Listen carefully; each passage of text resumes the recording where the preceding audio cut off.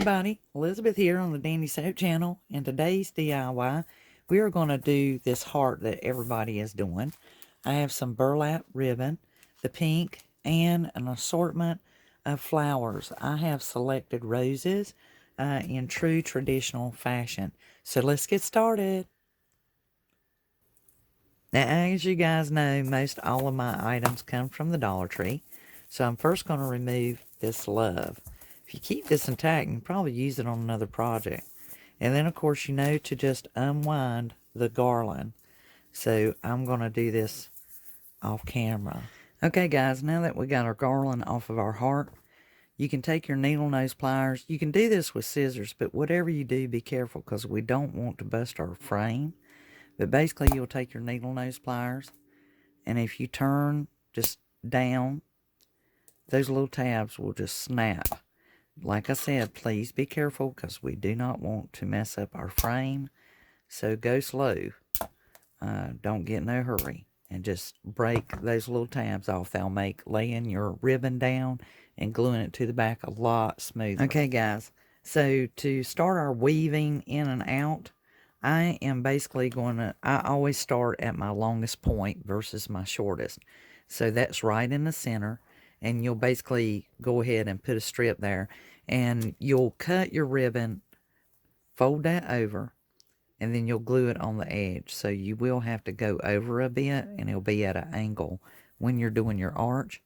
You'll glue it into place, and then if there's anything extra, once you glue it, you can bend those back whenever you go to put your roses on or your flowers around the outer edge.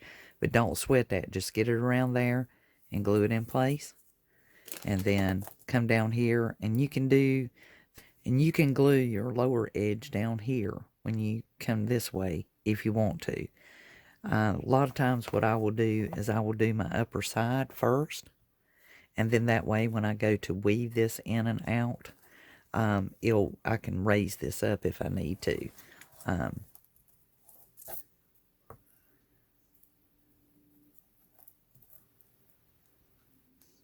Now what I do here, guys, is I just put just a dab of glue. You don't need a whole lot, and try to keep it in your grid line.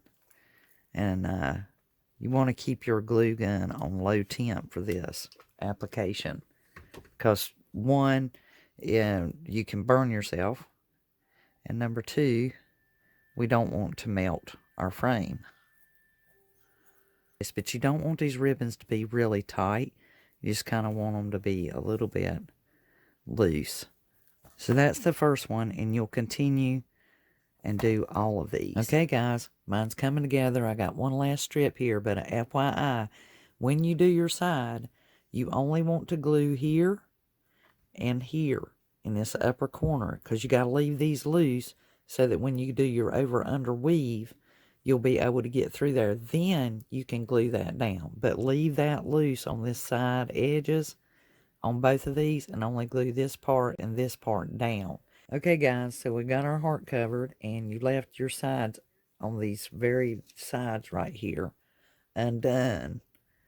And you will have plenty of burlap ribbon left over, guys. It will take less than one roll to do this. Oh, we got it slid down there. You're going to stay in the grid lines. So we got a under, over. This one will go under.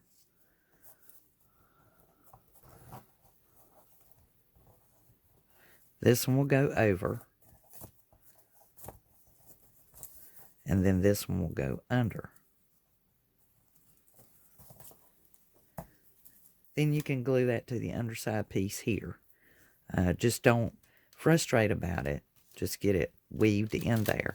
And if you want to, you can glue them after the fact. It's really up to you how you want to work it. And so we've got that one piece done. And so the next one, when you get up here, okay, gang, if everybody's doing like me, you're just following your pattern.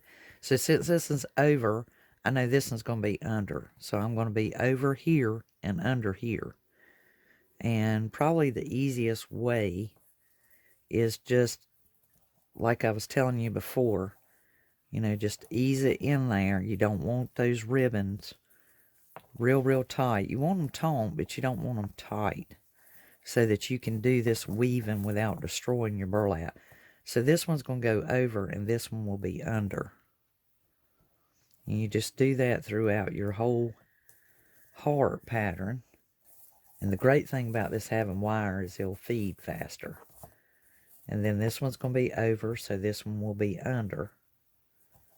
And since that one's under, it would normally come back up right here. When your flowers come around here, they're going to camouflage that. So no worries there. And just weave it all the way up before I glue it down. And then I have short pieces for up here. And I'm doing that for the cosmetic purpose. I don't think it'll much be seen, but just for cosmetics, I went all the way down. So, of course, I'll do my arches as well, going all the way up. That one, of course, will be over. This one will be over. And only the center will be under. Since that one went over here, this one will go under and this one will be over. And you just follow your same pattern as though that were a whole square there.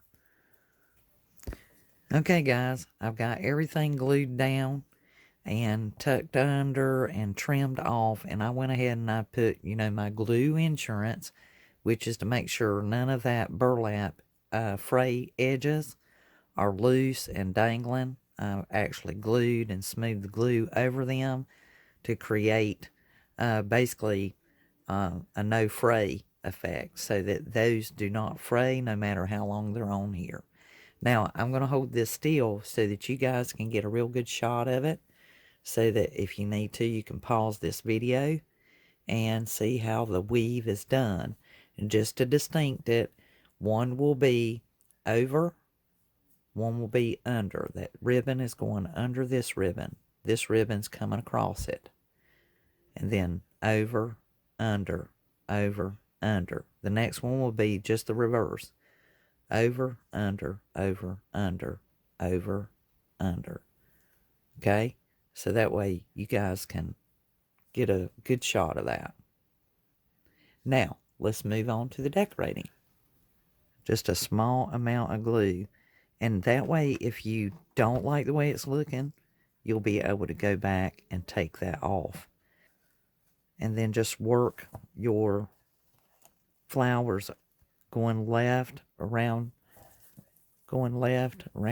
and down to the point. And then the right, start at the arch and go up and work your way down to the point. And then that way you will be able to tell the arch.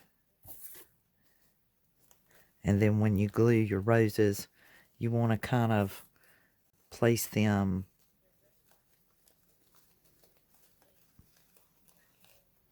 at an angle around the edge of that, around this smoother upper side. And I'll actually just kind of tuck that there. I don't want a lot of glue there. Okay, guys. Unfortunately, Dollar Tree this year just was horrible on Valentine ribbon. And so I want to stay in line with my Shabby Chic, Victorian, soft, sassy, plush pink. And nonetheless, I still want to use this burlap, but I did come up with something that reminds me of the old-timey fabric-covered hearts. And they did have this sheer ribbon of this raspberry that I love at Dollar Tree. So I'm going to see if I can work that in. Also, I have the blush pink roses, and to make up the difference where I ran out of the white, I put one here and one here. Before I start that, I have this pink satin ribbon that I had gotten for my daughter's Sweet 16 birthday, and I've had it for quite a while. So this is what I came up with. I'm actually, as I said, this reminds me of the very vintage, old-timey, old-fashioned fabric-covered Valentines that you just can't find anymore. If you do, it's going to be probably very expensive chocolates in it. We always look for them. They do still make the little mini boxes, but you don't find the fabric covered. And, You know, back in the day, you would actually hang those up on your wall, and that it was a big deal to get a fabric covered heart. So what I'm doing here is I'm taking the pink satin and I'm weaving it in here, and I'm just allowing enough so I can be able to glue that. And I want to put it around each one of these roses and just weaving it back and forth. And as you can see, I'm just going back and forth around these, and it doesn't have to be perfect. It will sustain itself and stay in place. It's hard to do this on camera because I'm trying to keep it where you guys can see what I'm doing. Blooms only, and just bringing it back and forth, back and forth. Hope you guys can see that successfully, and see how it's kind of giving this really beautiful effect, just like whenever you used to be able to buy the fabric covered Valentine's candies and hearts. And like I said, it was a big deal to get one of those back in my day when I was a young lady, because you would take the cover of that heart and you would take the heart box itself, the whole Valentine box, and you would hang it on the wall. And it was just really the thing to do back then for young ladies to get a fabric covered Valentine box of chocolates. Was wow, that was just such a big deal. And it's still a big deal to get candies now, but back then those things were covered with lace and satin and ribbon, and they were just beautiful. If any of you get a chance and you never had one of those, look them up on Google. Just, you can probably key in vintage fabric or fabric covered Valentines or something like that. So now I have somewhat, right much of this ribbon left, and I still have this piece over here. So what I may actually do is go ahead and glue that under, cut this one and glue it under, and maybe use the difference here. So in the meantime, I want to go ahead and make me a burlap bow. And you guys, I just basically figured out what size bow I want and how large a, I want my bow to be. And then I double it. Once I decide to find my center, to find the middle, I overlap my ribbon through the middle. I want my two middles to intersect, and I want them overlap. So to find the middle or the center, I fold it in half, and then I look to see if that bottom one is beyond the center. And of course, when I cut my top, it will be beyond the center. That way, when I squeeze this together, it will stay, and my bow won't come undone, and I won't lose it. So see, I have my center, I fold it in half. I now see where they're intersecting, and that's my center. So I know I can cut here, and that will be more than efficient size for my bow. Now, I call it fold and tuck. So basically, I fold it just like that, and then I tuck these back just like that. And that way I know that is my bow. And that's where I'm going to have it. I'll be able to fluff these up. Being that I'm entertaining this sheer, one thing you can do and that's just to kind of knock off that color, I can bring this around to the back, and I can just keep wrapping that around the center. And then when I cut it, I will glue it into place. And that's, if you feel like that's what you want to do, that's another option. And that's just enough to, you know, so that you can actually see a difference in that bow. So we got that part done. And we might want to maybe make a bow out of this one, out of this sheer, since we've got it weaved around that. And once you come about, you guys see how I'm doing that? I'm bringing up my loop. You just kind of leave it however long you want it, because these will get longer. Once you tie this, just know that that hoop, wherever you bring this about and you pull it, it's gonna, you know, so you want to leave yourself some gauging room. You can do this. I come up over the back, through the center, and then once you pull that, you just know that it's, as it slides together, it is going to make a crease and dent on this satin ribbon. And so you want to kind of ease into it and do it slowly, because you don't want to pick your satin ribbon or tear it up, because once you start pulling on it, you can easily, you know, pick it.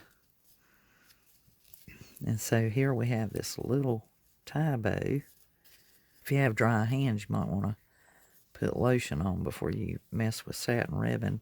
That's what we used to do to keep from picking our ribbons. I used to make hair bows with satin, and it's very easy to pick it, so you don't want dry fingers and hands. Okay, so we have this little bow, and that would look cute in there. I might want to make the loops a little bit smaller. The great thing about this wired ribbon, if you really wanted to, and you got your angles, if you want your angles coming inward, or if you want them going outward, I think I prefer my points going out that way.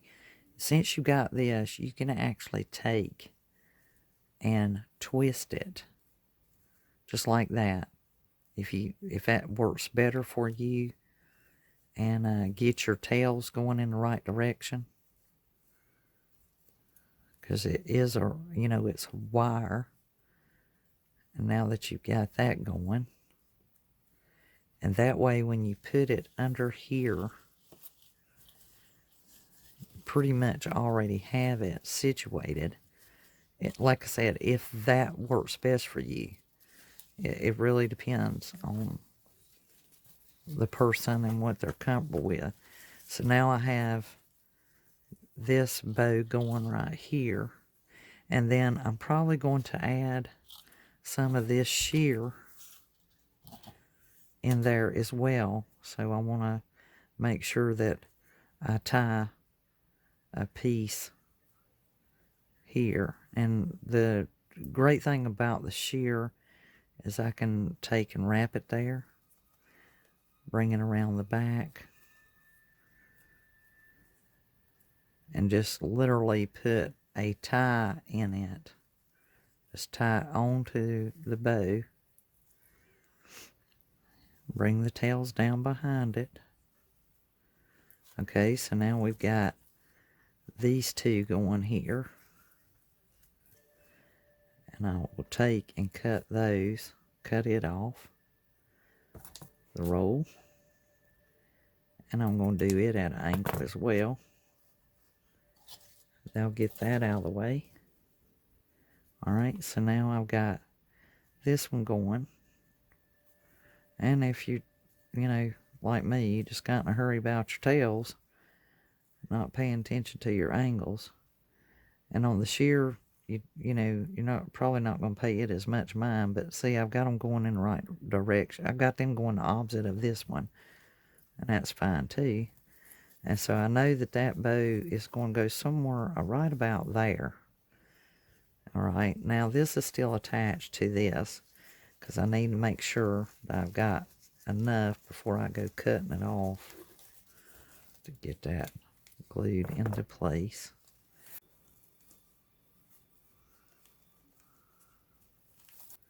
I'm just going to put a dab there so that tail's not dangling.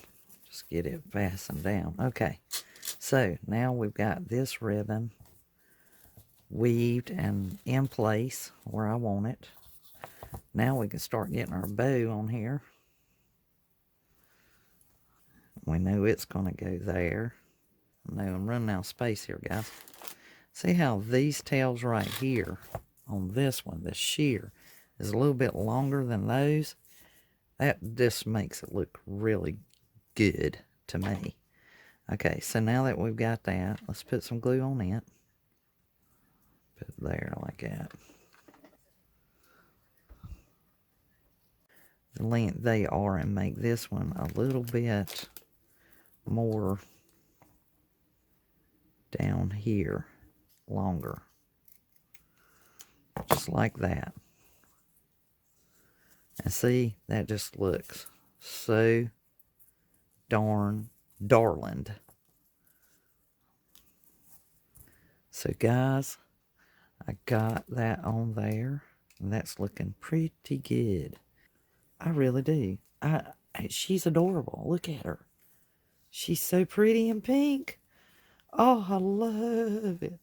Pink is, gosh, it is like my favorite color. I love Valentine's. And it's so shabby chic.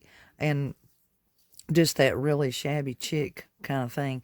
And guys, I do wear a lot of pink. I love pink lipstick.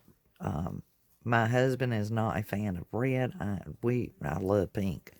And I keep this up year round. This will be something is just so beautiful. And it's just great decor.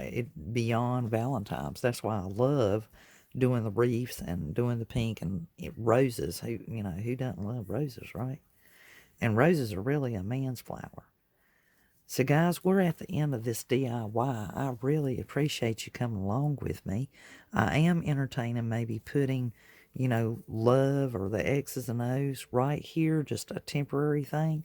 But it's so beautiful like it is, I don't think that I want to do that. I think I want to leave it just like it is. I will take and I will basically take and make another like sheer bow. And this one doesn't have to be big either. It can be small.